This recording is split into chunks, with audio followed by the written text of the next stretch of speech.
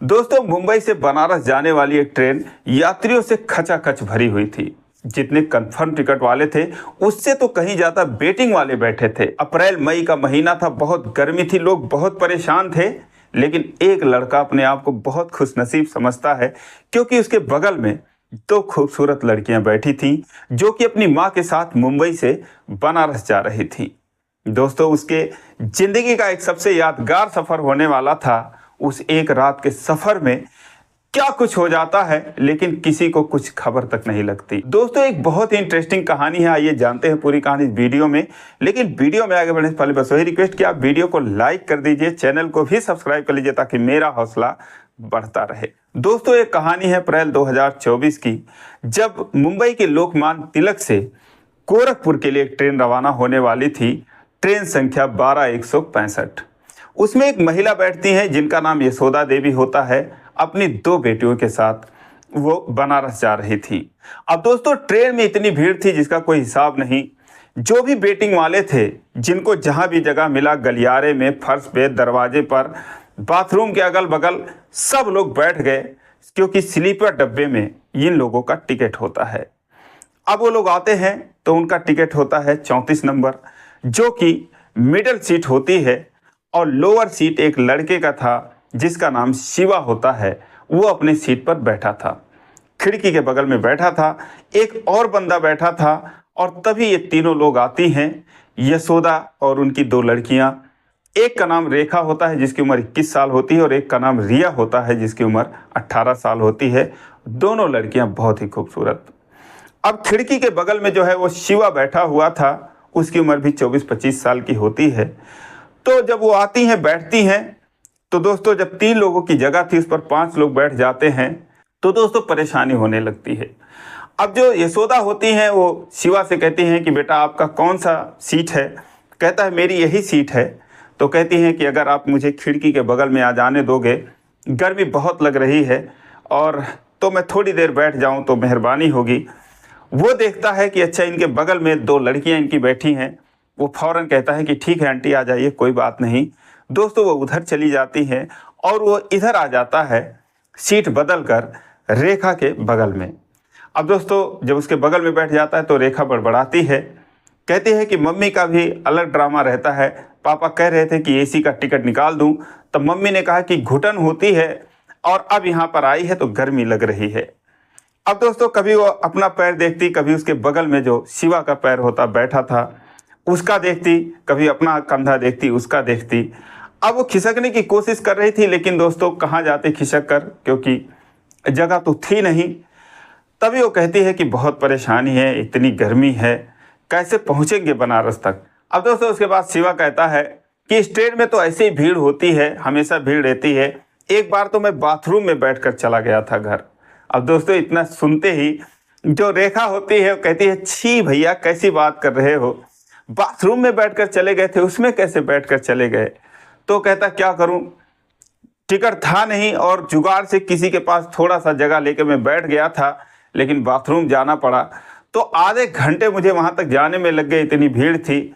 और जब वहां गया तो मुझे खाली लगा, मैं सोचा चलो यहीं बैठ जाता हूँ, तो वहीं बैठकर चला गया। रेखा बोली, भैया बड़ी विचित्र कहानी है आपकी, बाथरूम में बैठकर आप चले जाते हो। अब थोड़ा सा उससे दूर खिसकने की कोशिश करने लगी, लेकिन कहाँ जाती, जगह तो था नहीं।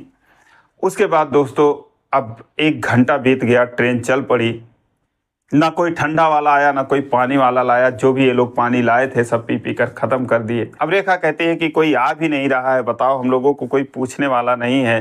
तभी दोस्तों, एक छोटे से स्टेशन पर वो गाड़ी खड़ी होती है, और जहाँ पर ये लोग बैठे थे तो वहाँ पर एक इमरजेंसी विंडो थी जिसका ग्रिल ऊपर करके और उसमें से निकला जा सकता था।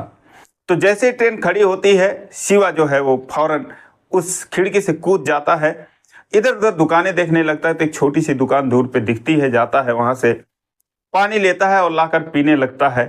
अब ये लोग देखती हैं तो कहती हैं यार हम भी पानी मंगा लेते।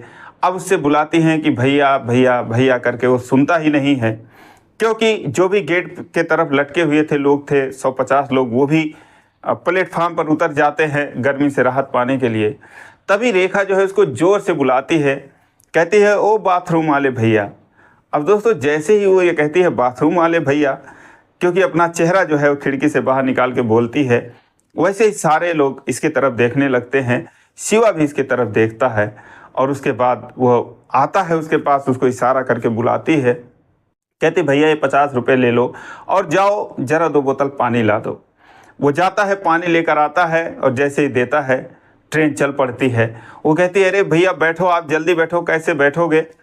दौड़ के जाता है दरवाजे की तरफ और वहाँ से फिर 10-15 मिनट में अंदर आता है। और जैसे ही आता है तो एक सामने जो बैठा था वो कहता है कि बाथरूम वाले भैया आ गए। अब दोस्तों जैसे ही सुनते हैं सारे लोग फिर हंसने लगते हैं। कहता है हाँ बताओ भाई साहब, ऐसे भी भला कोई कहता है। जैसे ही इन्होंने कहा कि वो बाथरूम वाले, तैसे ही सारे लोग मुझे देखने लगे जैसे मैं कोई बाथरूम साफ करता हूँ। तो रेखा जो है हंसने लगी, बोली सॉरी भैया लेकिन आपका नाम ही पता नहीं है और नॉर्मल तरीके से बुला रही थी तो आपने सुना ही नहीं, तो मुझे कहना पड़ा। आपका क्या नाम है? तो बोला मेरा नाम शिवा है। तो रेखा ने कहा कि अरे यार ये तो बड़ा अच्छा नाम है आपका। फिर वो खिसक जाती है और अपने ही बगल उसे बैठने का इशारा करती है। शिवा जो है वहाँ पे बैठ जाता है। 2 लीटर का कोल्ड ड्रिंक लाया था। उसके बाद वो यशोदा से कहता है कि आंटी कोल्ड ड्रिंक पिएंगी, पी लीजिए, अभी थोड़ी गर्मी से राहत मिल जाएगी। वो कहती मैं ये सब नहीं पीती। और रिया को बोलता है कि तुम पी लो। कहती है हाँ लाओ, क्यों नहीं पीऊँगी। फिर रेखा को देता है। रेखा कहती है कि भैया 2 लीटर कोल्ड ड्रिंक आप लाए, क्या अकेले पी लेते आप? वो बोला अरे सुबह तक पीता और वैसे भी कौन सा यहाँ पर मिलने वाला है। फिर सारे लोग हंसने लगते हैं। फिलहाल ऐसे सफ़र की शुरुआत होती है। अब दोस्तों ट्रेन धड़ाधड़ चल रही थी। जलगांव आ गया, नासिक आ गया, उसके आगे ट्रेन निकल गई। अब इन लोगों को जो है, जो रेखा थी वो रिया से कहती है यार कोल्ड ड्रिंक नहीं पिया होता तो अच्छा होता, अब बता प्रॉब्लम शुरू हो गई है। उन लोगों को जाना था वॉशरूम। वो बड़बड़ाती हैं तो यशोदा से कहती है मम्मी। उठती है और जाके देखती है कि गैलरी में इतनी भीड़ थी। वो फिर वापस आकर सीट पर बैठ जाती है।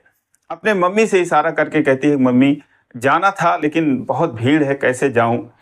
तो शिवा कहता है क्या हुआ, चले जाओ, लोग उठ जाएंगे जो भी बैठे हैं, आने जाने नहीं देंगे क्या। तो कहती है भैया कौन किसको कहे, और हम लेडीज़ हैं जानते ही हो। तो यशोदा कहती हैं कि भैया अगर तुम चले जाते तो थोड़ी मेहरबानी होती।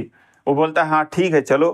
अब दोस्तों वो आगे आगे जाता है, ये लोग पीछे पीछे जाती हैं और सबको जो गैलरी में बैठे थे लेटे थे उनको हड़कियाते हुए कहता है ओ भाई जरा सीमेंट ले, जरा खड़ा हो जा, और भाई चारपाई लेके आ जाता, ऐसे क्यों फैल रहा है। तो इस तरीके से सबको बोलते हुए, सब पर कमेंट करते हुए और उन लोगों को बाथरूम तक लेके चला जाता है। बाथरूम में जाता है तो वहाँ भी सारे बाथरूम बिजी थे।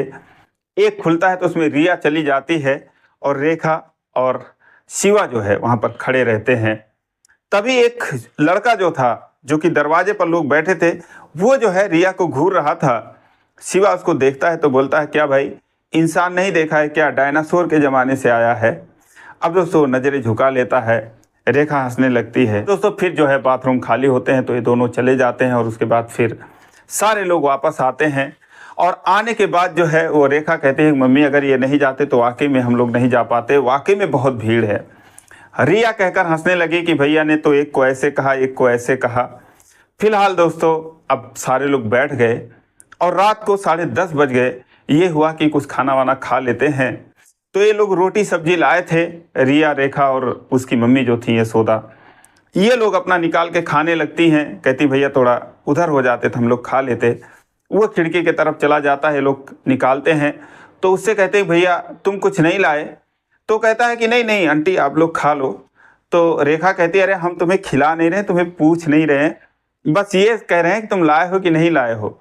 तो बोला कि नहीं मैं लाया तो हूँ, लेकिन अब आप लोगों के बीच में कैसे खाऊं, पता नहीं आप लोग खाते होंगे कि नहीं खाते होंगे, तो नहीं अच्छा लगता। रेखा ने कहा क्या ऐसा ले आए हो तुम जो हम लोग के बीच में नहीं खा सकते। बोला बिरयानी लाए हैं पैक करा कर, तो चिकन बिरयानी है। तो रेखा कहती है अरे हम लोग खाते हैं, कोई बात नहीं, मम्मी नहीं खाती है, हम लोग खाते हैं तो तुम खा लो, मम्मी तू इधर आ जा। अब दोस्तों वो फिर उधर कर देती है मम्मी को और फिर ये तीनों लोग एक साथ हो जाते हैं। अब दोस्तों शिवा जो है मुरादाबादी बिरयानी लेकर आया था, जैसे ही खोलता है उसका पैकिंग करवा के लाया था, पूरा डब्बा महक जाता है।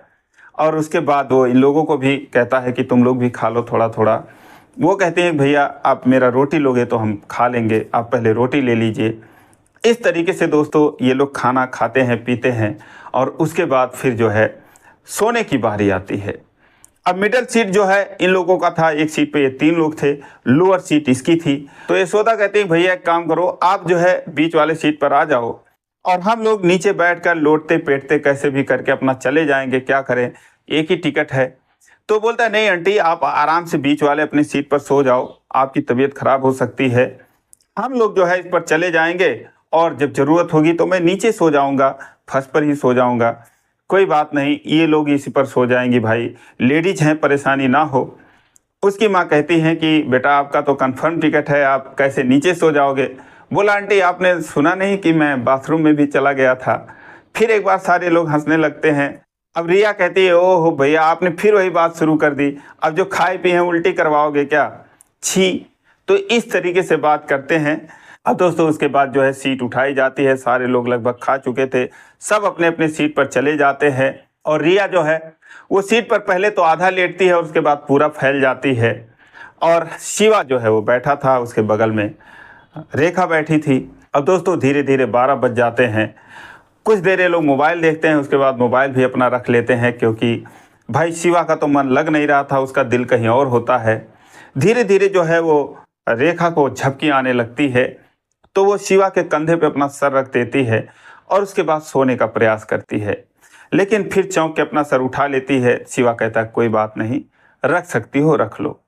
अब दोस्तों इत्मीनान से अपना सर रख लेती है और उसके बाद सोने लगती है। और जब शिवा देखता है कि ये सो रही है तो वो गिरे ना, उसको संभालने के लिए वो जो है पीछे से हाथ ले जाता है और उसके कमर पे हाथ रख देता है, मतलब उसको थामने का प्रयास करता है। तभी जो है रेखा की आंख खुल जाती है। अब आंख खुल जाती है तो दोनों की धड़कनें तेज हो जाती हैं, सांसें तेज चलने लगती हैं।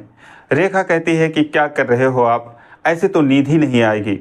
शिवा कहता है कि सोना जरूरी है क्या। तो रेखा कहती है कि डर नहीं लग रहा है इतने लोगों के बीच में। शिवा कहता है कि डर तो लग रहा है लेकिन लोगों से नहीं, तुमसे लग रहा है।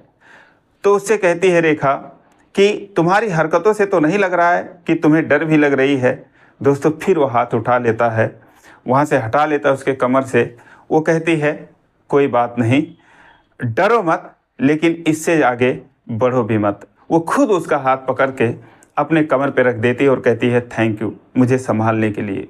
अब दोस्तों इस तरीके से दोनों बैठ जाते हैं, सारे लोग सो गए लेकिन ये दोनों जो है आपस में बात करने लगे, क्या काम करते हो, कहाँ रहते हो, कितना पढ़े लिखे हो, घर में कौन कौन है, कितना कमा लेते हो। इस तरह की बातें धीरे धीरे प्यार भरी बातें दोनों में शुरू हो जाती हैं। अब दोनों के दिल में एक दूसरे के लिए बहुत कुछ उमड़ रहा था, लेकिन दोस्तों अब वो लोग बैठे थे, रिया सोई थी, क्या कर सकते थे ट्रेन के अंदर। अब दोस्तों 2 बज गए। इसी तरीके से फिर जो है यशोदा है वो उठ जाती हैं और फिर वो देखती हैं कि ये दोनों जग रहे हैं, कुछ बातें कर रहे हैं। वो झुककर देखती हैं, कहती हैं रेखा। दोस्तों रेखा जो है वो सिमट गई, सोने का बहाना करने लगी। तो वो कहती है कि रेखा तुम ऊपर आ जाओ, मैं नीचे आ जाती हूँ। शिवा जो है वो तुरंत जो है वो नीचे फर्श पर लेट जाता है, कहता है नहीं नहीं आंटी, अब मैं नीचे सो गया हूँ, कोई दिक्कत नहीं है, आप वहीं पर सो जाओ, नहीं तो बहुत परेशानी होगी आपको। दोस्तों वो चाहता था कि रेखा जो है वो उससे दूर जाए ही ना, उसी सीट पर रहे, इसीलिए वो चप्पलों और जूतों पर ही लेट जाता है आनन फानन में, कि ताकि यशोदा को यकीन हो जाए कि हाँ ये लोग सो रहे हैं। अब जब यशोदा उसको देखती हैं कि हाँ ये सो गया है, दोस्तों फिर वो इत्मीनान से सो जाती हैं और उसके बाद जो है ये अपना हाथ लटकाती है और शिवा के हाथ को पकड़ते हुए कहती है सो गए क्या। शिवा जो है उसका हाथ पकड़ लेता है कस के, कहता है कि कहाँ नींद आ रही है। तो कहती है उठ के बैठो। उठ के बैठता है, कहती है नीचे से बैग निकालो, सीट के नीचे से बैग निकालता है और उसमें से एक चद्दर निकाल के उसको देती है, कहती है कि इसको बिछा लो और उसके बाद सो। दोस्तों वो चद्दर को बिछा लेता है, उसके बाद लेट जाता है, लेकिन फिर वही सिलसिला, उसका हाथ पकड़ लेती है।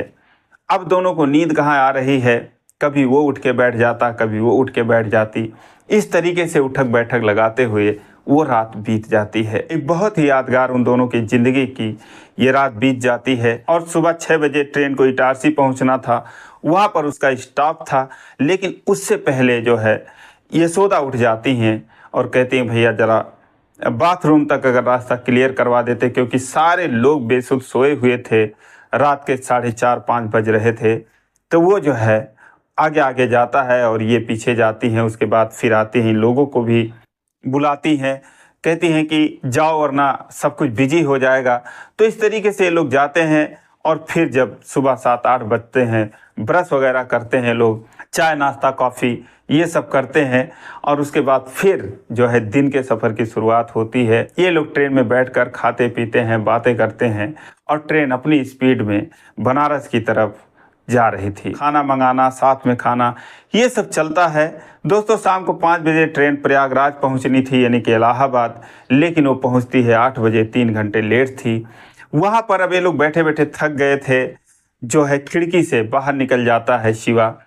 तो जो रेखा थी और रिया थी वो कहती हैं भैया हमको भी ज़रा निकाल लेते बाहर इसी खिड़की से, तो हम भी थोड़ा घूम लेते, क्योंकि यहाँ पर आधे घंटे ट्रेन रुकेगी।